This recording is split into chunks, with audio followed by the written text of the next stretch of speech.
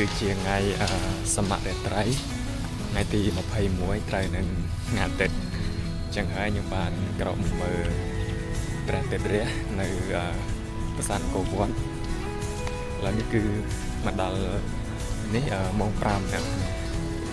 ខ្ញុំមកពីផ្ទះហើយមកដល់កន្លែងដែលចូល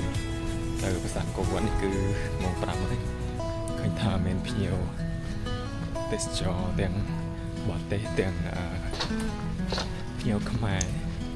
គាត់មកលេងសំដៅគាត់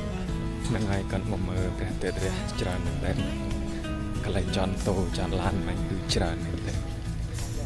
ឥឡូវនេះគឺកំពុងតែដើរចូលទៅចឹងចាំទស្សនាជាមួយខ្ញុំដល់គ្នាថាថ្ងៃនេះគឺជាអាចថាជាថ្ងៃទី1ប៉ុន្តែអត់ដឹងថារៀបចំ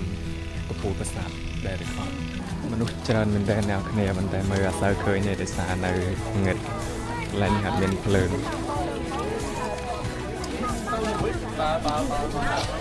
កន្លែងទៅចូលមុខប្រាសាទអង្គរវត្ត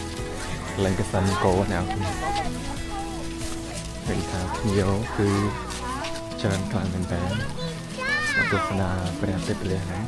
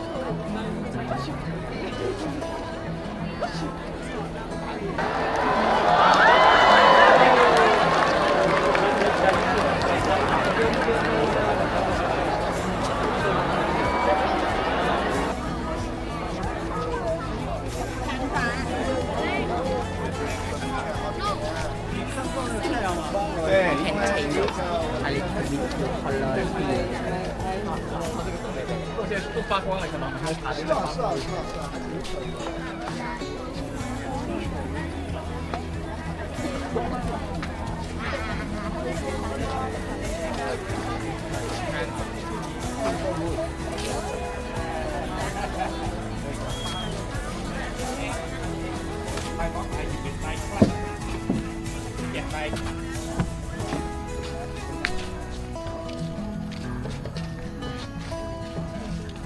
គេអ្នកគ្នាឥឡូវនេះគឺឃើញថាភ្ញៀវត្រឡប់ទៅវិញក៏ច្រើនដែរហើយ